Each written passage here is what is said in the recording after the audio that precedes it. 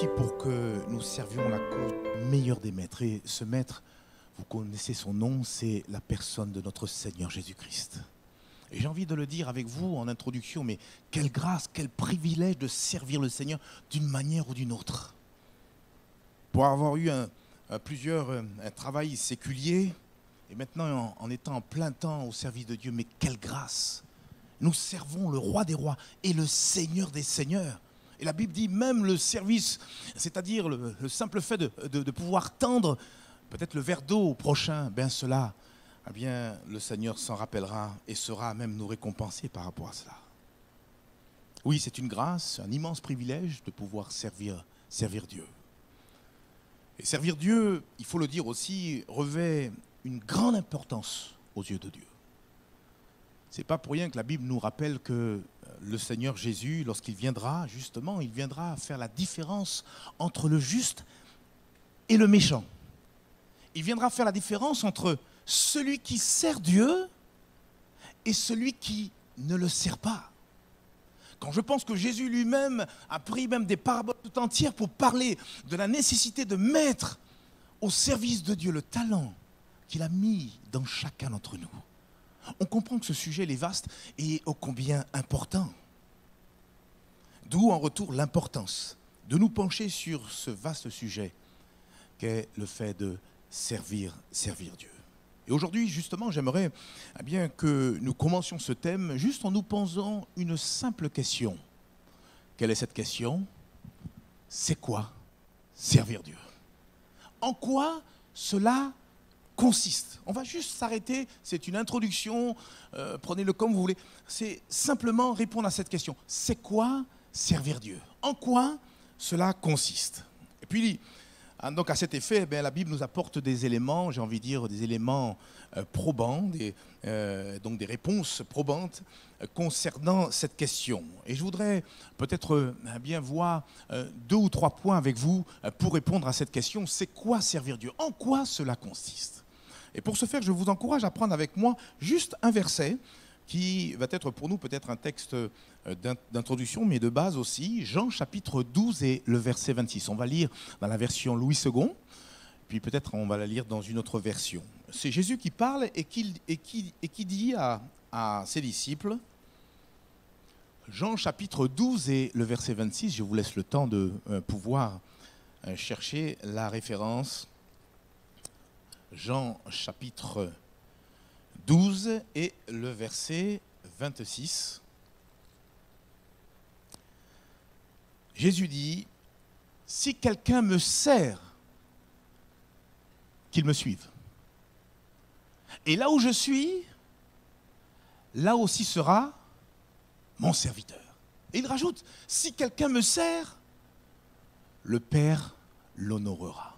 Et j'ai envie de dire que toutes les réponses, nous les retrouvons là placées dans ce merveilleux verset. Avant d'aller plus loin, on va prier le Seigneur. Vous voulez bien, frères et sœurs? Seigneur, merci pour ta parole.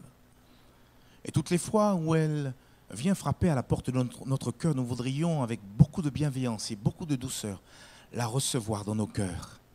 Tu as dit, la foi vient de ce qu'on entend, et ce qu'on entend vient de ta parole. Et nous voudrions, au milieu, au cœur même de nos cultes, la mettre à l'honneur. Viens, Seigneur, nous instruire, viens nous parler, viens nous interpeller durant tous ces dimanches qui vont suivre. Seigneur, nous voudrions nous lever comme un seul homme. Et Seigneur, plus que jamais avant ton prochain retour, Seigneur, que tu puisses nous trouver, Seigneur, faisant, Seigneur, non pas ce qui nous passe par la tête, mais faisant pleinement ta volonté qui est bonne, agréable et parfaite. À toi revient toute la gloire au nom de Jésus. Assiste-moi, aide-moi par ton Esprit Saint. Tout cela, nous te le demandons au nom de Jésus. Amen et Amen. Pour répondre à cette question, c'est quoi servir Dieu ou en quoi cela consiste? Finalement, quand on réalise ce verset qu'on vient de lire dans la version seconde, je me permets de la lire dans une autre version, la version Parole de vie. Ce même verset, Jean chapitre 12, verset 26, se prononce de la manière suivante dans cette version Parole de vie. Celui qui veut me servir doit me suivre et mon serviteur sera là où je suis. Mon Père récompensera celui qui me servira. Il y a une première réponse pour nous. Et cette première réponse, c'est, pour servir Dieu, c'est quoi? Servir Dieu consiste ni plus ni moins à suivre notre Seigneur Jésus-Christ.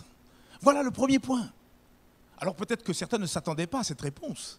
Mais servir Dieu, finalement, consiste à suivre Jésus-Christ. Or, suivre Jésus, eh bien, à quoi cela consiste? Eh bien, ça consiste premièrement à faire du Seigneur Jésus notre Sauveur et notre Maître. C'est ça, suivre le Seigneur. C'est ça le point de départ.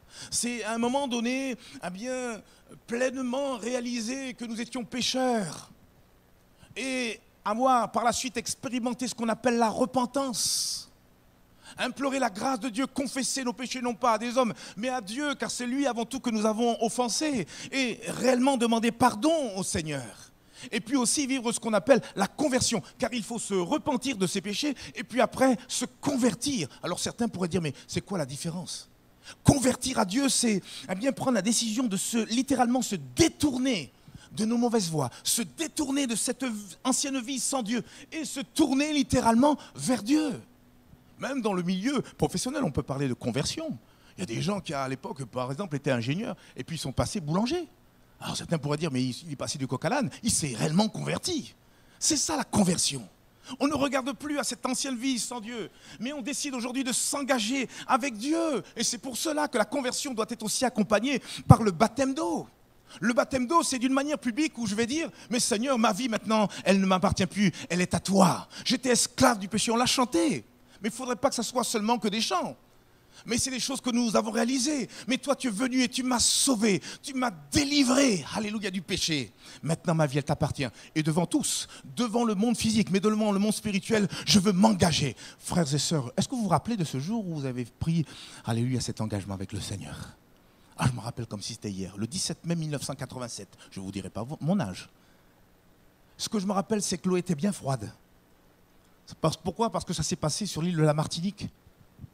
Et les vagues qui venaient vers moi me donnaient un petit peu être essoufflé. Et c'était bien froid. Et on me posait la question, veux-tu t'engager avec le Seigneur? Oui! Et je crois que ça a résonné dans le cœur de Dieu.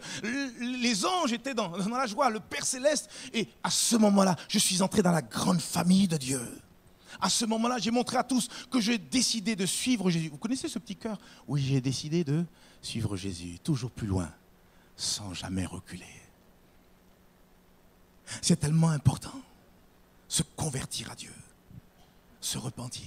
Et quand on vit ces choses d'une manière sincère et avec foi, quand de tout notre cœur nous abandonnons, nous décidons de nous détourner de notre ancienne voie, il y a un miracle qui se produit, mais ça nous dépasse. Ce n'est pas notre part, c'est celle de Dieu. Car dans la repentance et la conversion, il faut qu'il y ait une part spirituelle. Il faut que ce soit le Saint-Esprit qui vienne prendre le relais et nous donne à expérimenter ce qu'on appelle la nouvelle naissance.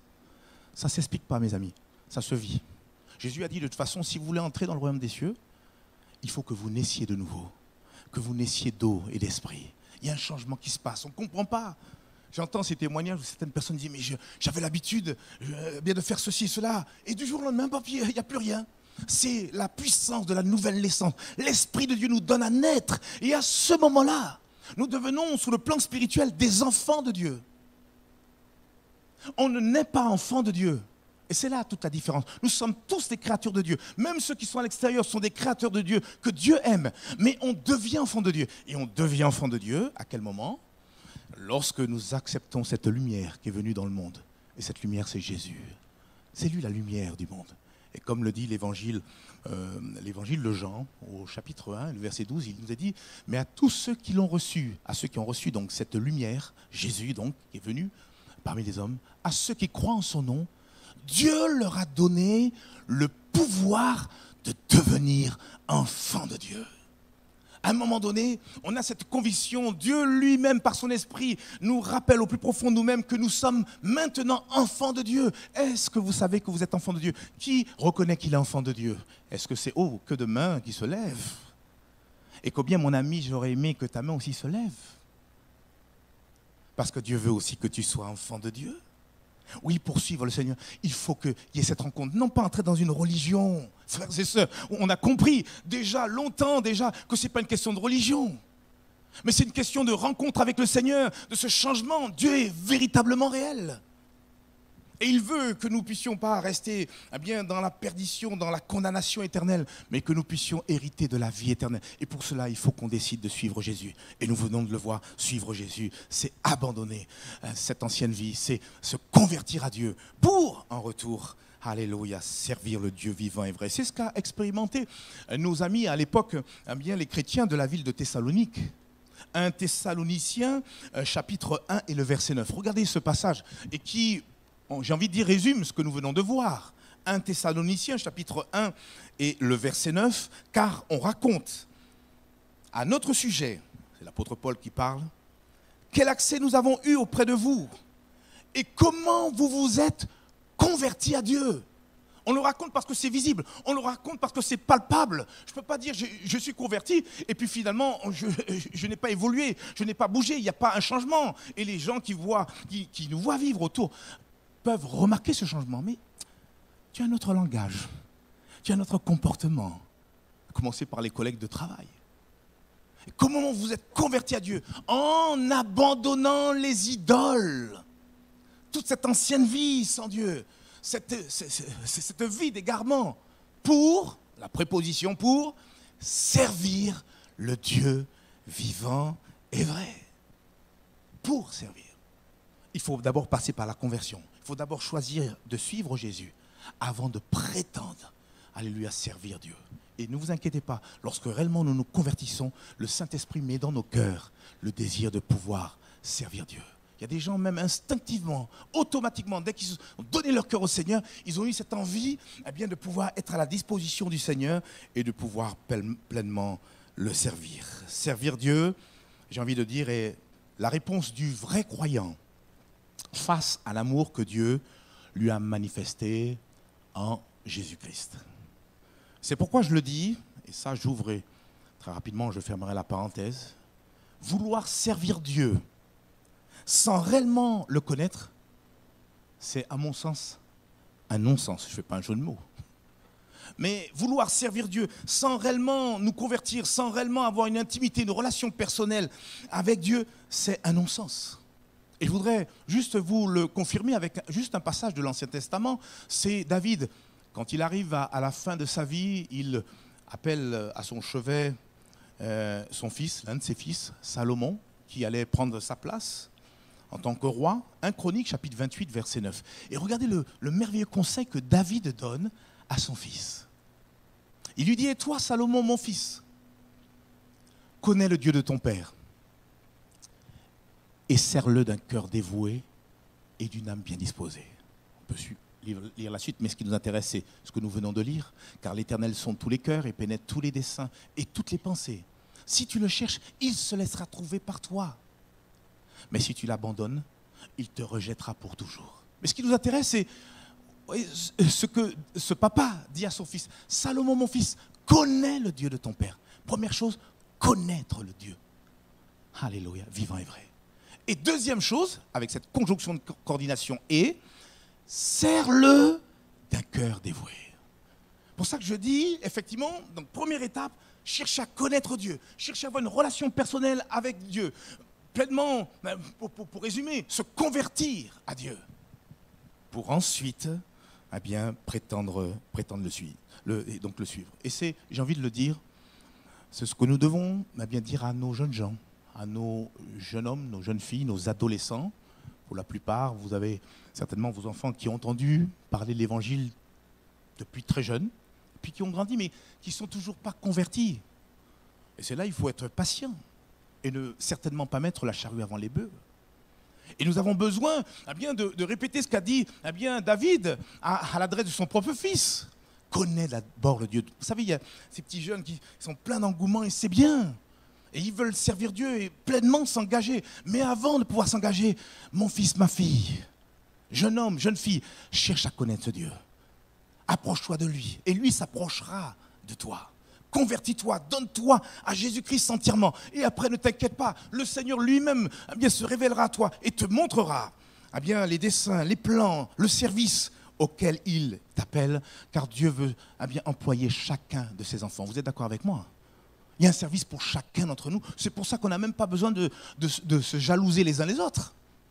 et un service qui est plein et qui va correspondre à notre plein épanouissement. Ce que je voudrais dire dans ce premier point, c'est que servir Dieu dans le vrai sens du terme, au sens propre du terme, ne concerne pas les inconvertis. Ici, dans cette église locale, il n'y a pas, dans une fonction, dans l'église, un inconverti qui pourrait servir Dieu. Ce serait un non-sens. Comment servir quelqu'un qu'on ne connaît pas, avec qui on n'a aucune relation? C'est juste impossible. Vous êtes d'accord avec moi ou pas? Dites-moi. Hein? Mais pour moi, servir Dieu, dans le vrai sens du terme, concerne les chrétiens qui sont nés nouveaux, qui sont, par conséquent, enfants de Dieu, qui appartiennent à Dieu et qui marchent dans les voies droites de Dieu. Parce que servir Dieu, excusez-moi, hein, je vous le dis, lorsque nous servons Dieu, nous touchons des choses saintes. Pourquoi je dis cela? Parce que nous servons un Dieu qui est saint. Et il est important que nous puissions, comme dit dans l'Ancien Testament, je ne me rappelle plus quel auteur, c'est dans le livre d'Ésaïe ou je ne sais plus, où il s'adresse aux Lévites et il dit « Mais purifiez vos mains, vous qui portez les vases de l'Éternel. Car notre Dieu, il est saint, il est redoutable. » C'est sérieux ce que nous faisons. Nous travaillons pour le royaume des cieux. Nous travaillons au salut des âmes. Notre service va aussi dépendre l'éternité de certaines personnes. On ne pourra pas tout dire aujourd'hui, mais nous le verrons par la suite. Si nous servons Dieu et nous ne réalisons pas pour qui nous servons, nous risquons de faire fausse route. Nous risquons d'être à côté de la plaque. Mais quand nous servons Dieu, nous devons le faire avec crainte et tremblement, en réalisant celui qui a même été jusqu'à donner son Fils Jésus-Christ, pour qu'en retour, nous soyons pardonnés de nos péchés. Quel amour! Quelle grâce! En quoi consiste le service de Dieu? Qu'est-ce que cela veut dire, servir Dieu? On vient de le voir. Premièrement, servir Dieu consiste à suivre Jésus. Et pas que. Allons un peu plus loin. Servir Dieu consiste aussi à suivre Dieu dans ce qu'il a prévu pour nous. Et je nous renvoie dans ce que nous venons de lire, Jean chapitre 12 et le verset 26, quand il est dit, Jean chapitre 12, verset 26, « Si quelqu'un me sert, qu'il me suive », et Jésus précise, « Et là où je suis, là aussi sera mon serviteur ». Et j'aime à le dire, ce n'est pas à nous de dire, mais Seigneur, j'ai envie d'aller là-bas, toi suis-moi, car je crois que là, il y a un service qui va te plaire. Non, il est dit, et là où je suis, là aussi, elle sera mon serviteur. Des idées, des œuvres, des activités que nous pourrions proposer au Seigneur pour le servir. J'ai envie de dire, il y en a à foison. Mais ce qui nous importe, c'est de pouvoir suivre Jésus dans ce que lui a prévu pour chacune de nos vies. Est-ce que je me fais comprendre? Est-ce que ce que je dis est simple? La vérité que nous ne devons pas perdre de vue, c'est que Dieu, à l'avance, a préparé des œuvres pour chacun d'entre nous. Et ce n'est pas moi qui le dis, c'est l'apôtre Paul. Et combien il a été inspiré, et merci Seigneur pour cet homme de Dieu qui s'est levé, pour servir non seulement Dieu, mais ses frères et ses sœurs. Regardez ce qu'il dit dans Éphésiens chapitre 2 et le verset 10. Car nous sommes son ouvrage, ayant été créés en Jésus-Christ pour de bonnes œuvres que Dieu a préparées d'avance afin que nous les pratiquions. Il n'y a pas plus beau comme verset. Nous sommes son ouvrage ayant été créés en Jésus-Christ. J'ai envie de nous dire, nous avons été créés 2 fois. Première fois pour venir dans ce monde physique, mais spirituellement parlant, nous avons été recréés. Nous avons été créés en Jésus-Christ. Pour un but, on retrouve notre proposition, pour de bonnes œuvres. Autrement dit, pour effectuer différents services que Dieu a préparés d'avance. Nul besoin de se tracasser, nul besoin de dire, mais qu'est-ce que je pourrais faire pour le... Dieu a tout préparé d'avance, afin que nous les pratiquions. Lui qui nous connaît parfaitement, il sait comment nous utiliser. Vous savez qu'il connaît notre personnalité ? Il connaît notre personnalité, il connaît notre caractère, il connaît notre morphologie, il connaît notre physionomie, il connaît nos capacités. Je vais même plus loin, il connaît même nos limites. Mais ne vous inquiétez pas, il y a un plan, il y a un service spécifique pour chacun d'entre nous. Et ça, il n'y a que Dieu qui pouvait le faire. Ce Dieu, il a préparé de bonnes œuvres au travers desquelles Dieu désire que nous puissions pleinement le servir. Nous qui appartenons à Dieu, écoutez bien, nous qui sommes enfants de Dieu, nous sommes tous appelés les uns les autres à pouvoir servir Dieu. Est-ce que vous le savez ?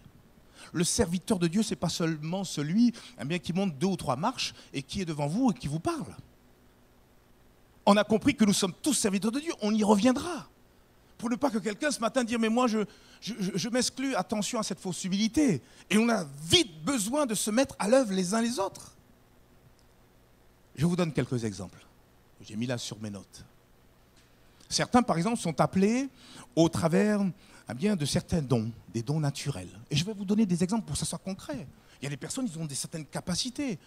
Pour citer, par exemple, donc un des musiciens, il est où le petit Nathanaël ? Il est où ? Il est là. Je l'ai vu commencer à la guitare. Peu cher, quand il joue, moi je me cache. Et je joue très bien, c'est une capacité, je te le dis. C'est Dieu qui t'a donné ces choses-là. C'est pour ça qu'il est dit autre part, qu'as-tu que tu n'aies reçu ? Et si tu l'as reçu, pourquoi te glorifies-tu comme si tu ne l'avais pas reçu ?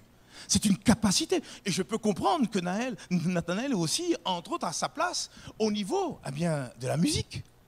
Alors certains ont des dons naturels et les mettent à la disposition du Seigneur. D'autres ont des dons spirituels. Béni soit Dieu pour les manifestations des dons spirituels. Il y en a 9. On y reviendra lors de notre étude les mardis soirs sur la personne du Saint-Esprit. On n'en a pas fini. Mais certains exercent la parole de connaissance. Véritablement, quand je sors et je salue les personnes, il y a des personnes qui viennent même pour les premières fois et me disent « mais ce qui a été dit là, ce que monsieur a dit ou ce que madame a dit, ça m'a bouleversé, mais qui lui a raconté ma vie ?» Ça s'appelle une parole de connaissance. Merci Seigneur pour la prophétie. Un jour, il me faut m'arrêter sur ce qu'est le don de prophétie. Le don de prophétie a 3 buts. Celui de pouvoir exhorter, consoler et édifier. Pas autre chose. Et nous pouvons tous prophétiser. À un moment donné, le Saint-Esprit peut nous saisir. Non pas pour que nous puissions donner notre propre pensée, mais saisis par le Saint-Esprit, nous communiquons la pensée de Dieu. D'autres ont donc le don, des dons spirituels. Et plaise à Dieu qui ait les autres dons, parce qu'il y en a 9, qui est des dons de miracles. Amen. Don de la foi. Ça ne vous intéresserait pas d'avoir le don de la foi ?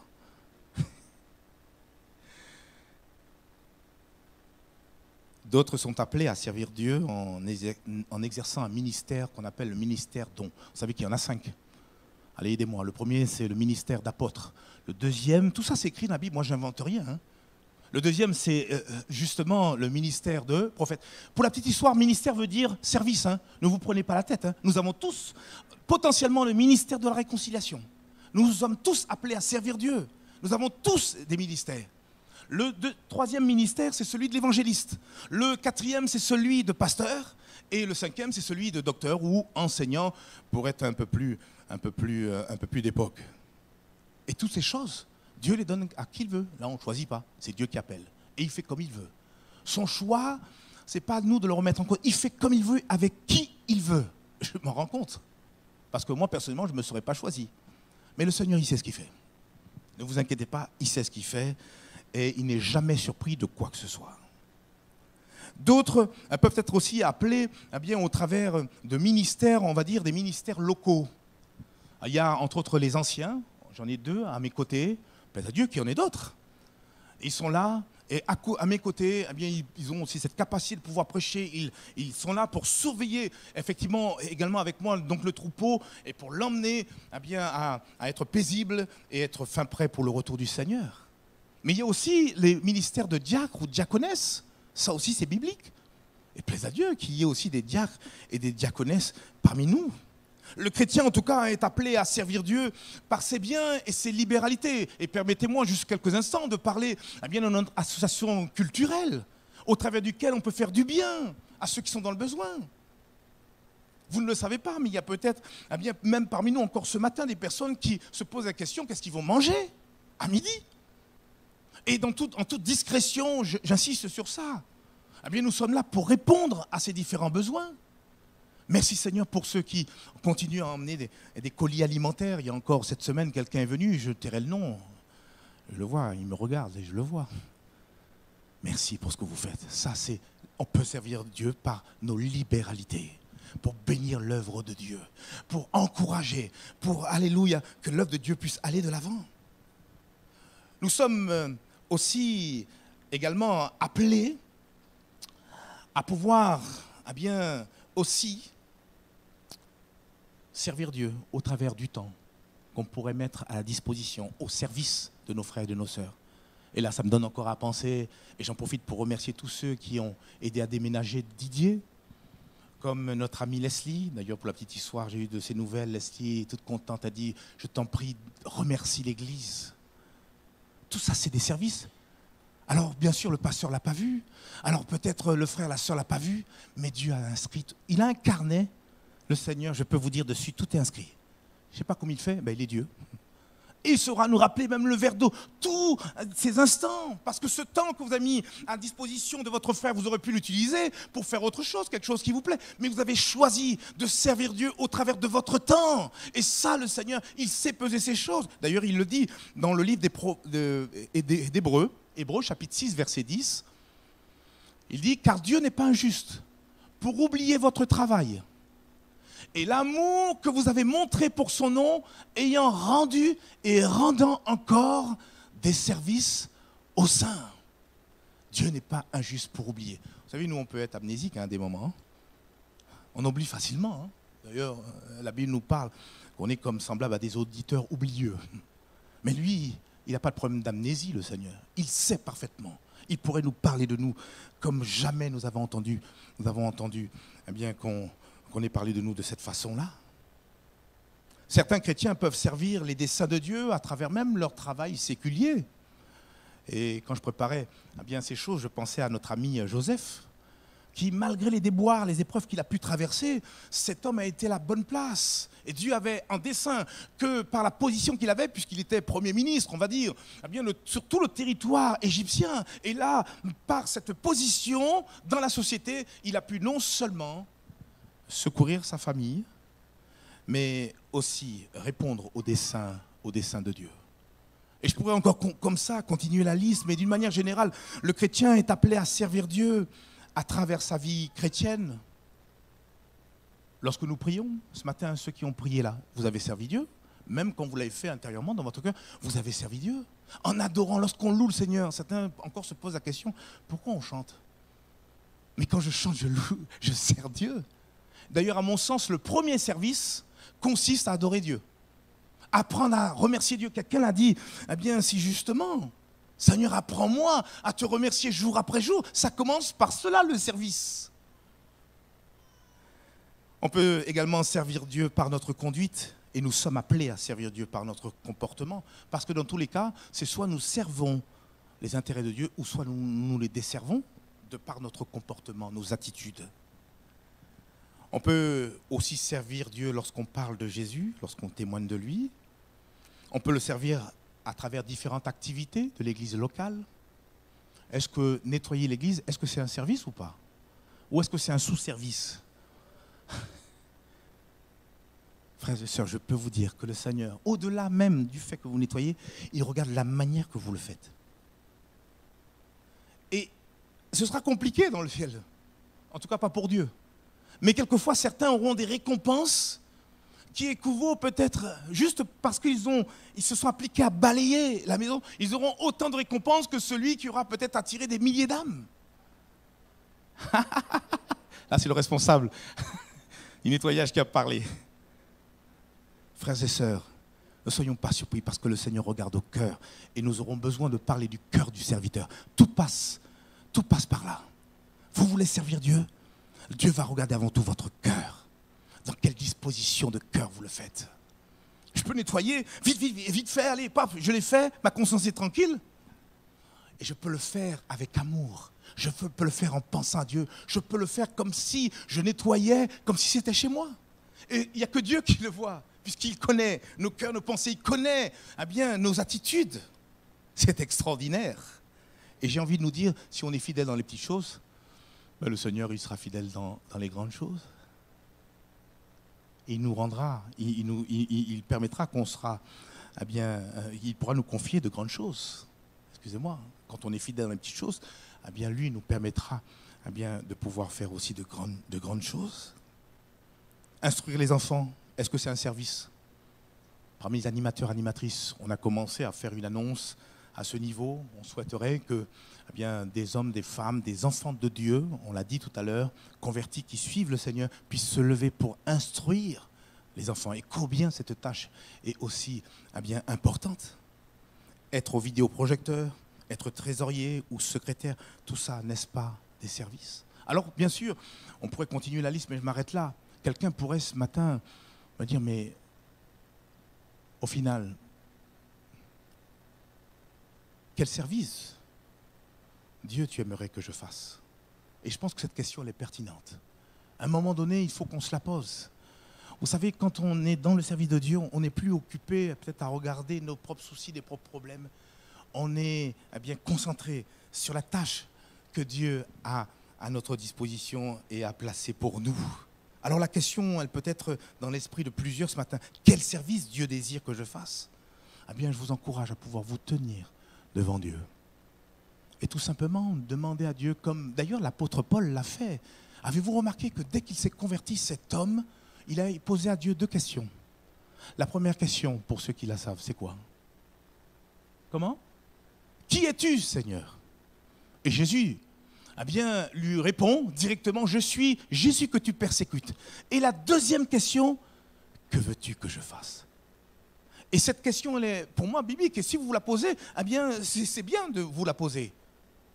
Dès sa conversion, cet homme a eu ce réflexe pour poser les 2 questions. Oui, d'abord connaître le Seigneur. Qui es-tu, Seigneur? On l'a dit tout à l'heure. Et la deuxième question, que veux-tu que je fasse?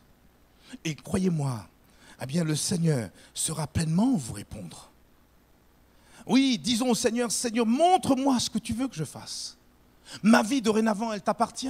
Et mon seul désir, c'est de pouvoir te plaire. C'est de pouvoir être participant. Dieu a fait de nous ouvriers, co-ouvriers avec lui. Mais quelle grâce, quel privilège, frères et sœurs. Servir Dieu consiste à suivre Jésus. Et nous venons de le voir, servir Dieu consiste à suivre Dieu dans ce qu'il a prévu pour nos vies. Je voudrais terminer, je ne serai pas long ce matin. Juste, je reviens à cette question, en quoi consiste le fait de servir Dieu? Servir Dieu consiste à obéir à Dieu. Mais vous l'avez compris, obéir à Dieu, pour obéir à Dieu, il faut d'abord entendre sa voix. Oui ou non? Comment vais-je obéir à Dieu s'il n'y a pas de connexion, si je n'entends pas sa voix, si je n'entends pas ses directives? Samuel a dû apprendre à écouter la voix de Dieu avant de servir ce dernier, dans des desseins certainement qui le dépassaient à l'époque, car Dieu voulait faire de lui non seulement un juge à l'époque, mais aussi un grand prophète. Le prophète Samuel était extraordinaire. C'est lui d'ailleurs qui a choisi, entre autres, David pour être roi sur tout Israël, l'homme selon le cœur de Dieu. Noé a dû aussi également écouter la voix de Dieu. Il avait besoin de bien écarquiller ses oreilles, excusez-moi de l'expression, avant d'entreprendre la construction de l'arche. Une construction qui allait durer près d'1 siècle, selon les commentateurs. Philippe aussi entendit la voix de l'Esprit de Dieu qui lui a dit « Avance et approche-toi de ce char » dans le livre des Actes des Apôtres. Et il est important pour nous, pour obéir, pour servir pleinement Dieu, il nous faut obéir, et pour obéir, il nous faut aussi apprendre à écouter la voix de Dieu. Quand on est reparti de la Martinique, bien évidemment, avant de prendre l'avion, il nous faut enregistrer les bagages. Et on arrive devant le comptoir, l'un des différents comptoirs où on dépose les valises. Et il y a un agent en face de moi, je le vois, il me regarde, je le regarde. Et à un moment donné, le Saint-Esprit me dit, lui, non seulement qu'il est aimé de Dieu et que Dieu le cherche. Alors, qu'est-ce que je fais? J'entends la voix de Dieu. Qu'est-ce que je fais? On obéit. Parce que écouter, dans le sens grec, même hébreu du terme, écouter veut dire dans l'intention d'obéir. Alors Dieu me dit ça. Je lui dis que Dieu vous aime. Il m'a écarquillé les yeux. Il m'a dit depuis un certain temps, il est en train de chercher Dieu. Et alors qu'il y avait du monde partout, je l'ai pris rapidement la main. Je ne pouvais pas rester et faire un culte avec lui. J'ai pris la main et j'ai dit on va prier. Et j'ai prié spontanément. Je ne sais pas si je vais le retrouver, si j'aurai l'occasion de le revoir. Peut-être que je le verrai au ciel. Mais ce que je sais, c'est qu'à ce moment-là, et à Dieu revient toute la gloire, eh bien, j'étais assez sensible pour pouvoir faire ce que Dieu nous dit de faire. Il nous faut écouter. Oui, servir Dieu consiste à obéir à Dieu, d'après, bien sûr, les strictes instructions que nous recevons de lui. Un bon serviteur ne discute pas les ordres qu'il reçoit de son maître. Il ne négocie pas la parole qui sort de la bouche de Dieu. Ah, mais Seigneur, tu me demandes ça. Non, ça, je ne suis pas d'accord. Là, tu vois pas bien. Là,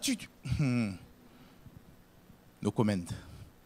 Un bon serviteur ne diffère pas non plus d'obéir à son maître.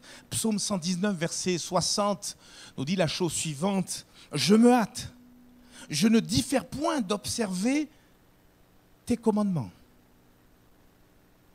Et soyons honnêtes, la vraie question que nous pourrions nous poser les uns les autres, est-ce que nous sommes toujours disposés à obéir à la volonté de Dieu? Toujours est-il, servir Dieu consiste à obéir à Dieu, quel qu'en soit le prix. Et pour cela, on a besoin d'emprunter, j'ai envie de dire, la prière qu'a formulée David lorsqu'il, rappelez-vous, il s'est repenti de sa précédente adultère, son précédent adultère avec une certaine Bathsheba. Il va dire dans le psaume 51 au verset 14 cette merveilleuse prière que j'aimerais placer devant vos yeux, psaume chapitre 51 verset 14, si ma sœur tu arrives à le trouver. Il dit, Seigneur, donne-moi la joie de ton salut. Et il rajoute surtout, qu'un esprit de bonne volonté me soutienne.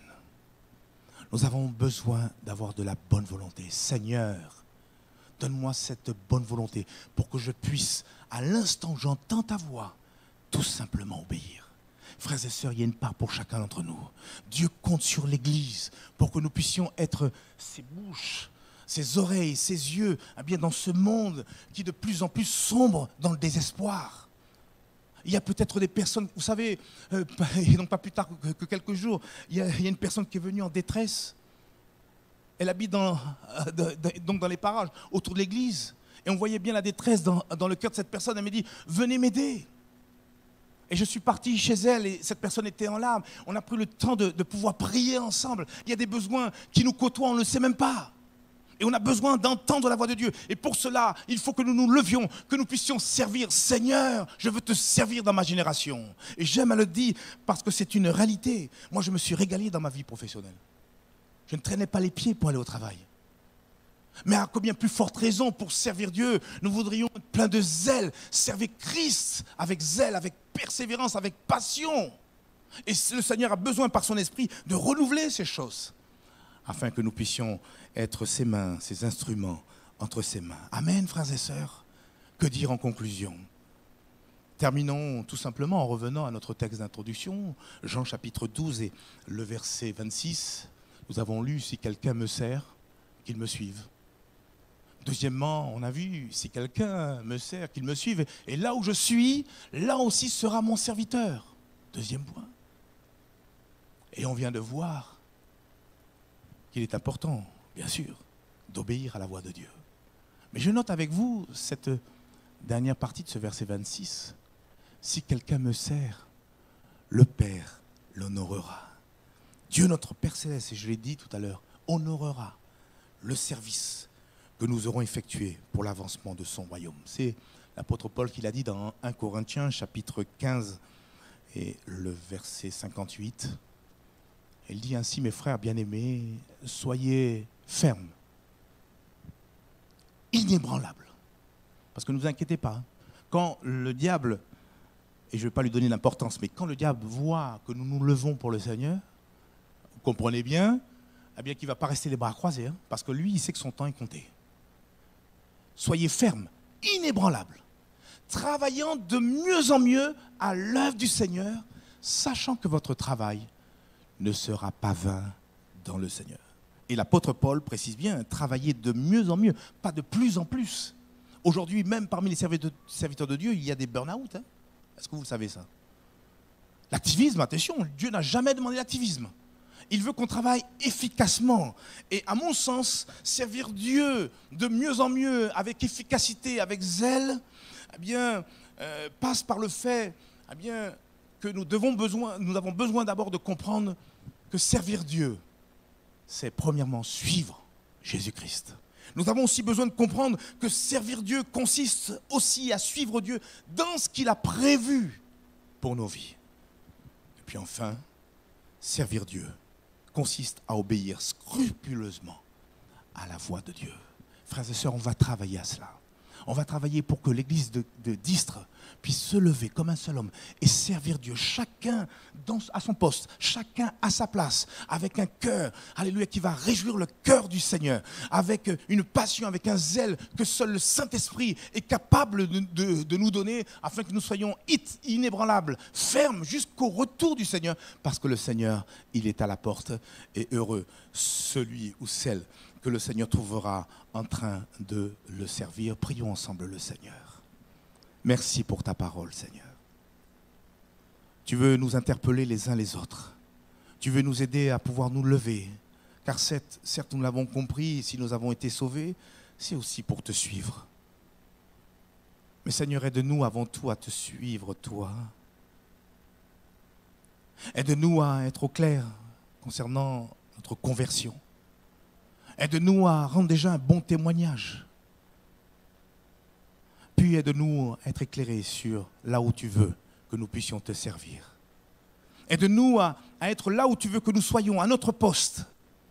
Aide-nous à écouter, mais aussi et surtout à obéir à ta voix. Seigneur, sers-toi de nos vies. Sers-toi de chacun d'entre nous.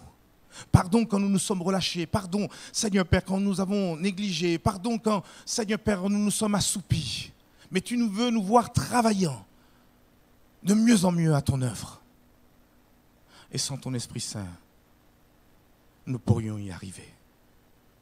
Bénis l'église d'Istres. Aide-nous à travailler au salut des âmes. Aide-nous à être des bénédictions les uns pour les autres. Aide-nous à, Seigneur, servir les frères, les sœurs. Aide-nous à, Seigneur Père, à exceller, Seigneur mon Dieu, dans les tâches, les différentes tâches, activités, Seigneur, que nous avons au sein même de cette église locale. Aide-nous à te servir au travail. Aide-nous à te servir dans nos familles. Aide-nous à te servir là où tu nous places. Aide-nous à te servir au travers de notre piété, dans notre communion personnelle. Aide-nous à te servir au travers de la prière, de tous ces temps de méditation que, Seigneur, nous avons avec toi. Aide-nous à te servir par les dons spirituels. Aide-nous à te servir par les dons naturels. Aide-nous à te servir en mettant en pratique cette parole. Tout ce que ta main trouvera à faire avec ta force, fais-le. Aide-nous à te servir loin de la paresse. Aide-nous à te servir avec beaucoup de zèle. Seigneur, réveille-nous, Seigneur, fais-nous grâce au nom de Jésus et pardonne-nous. Tu vois, Seigneur, ce temps de jeûne et de prière qui approche. Seigneur, fais-nous grâce en ce temps-là et donne-nous, Seigneur Père mon Dieu, avoir de véritables fardeaux pour le salut des âmes au nom de Jésus. Bénis mes frères et mes sœurs, je te le demande pour la seule gloire de ton nom. Amen.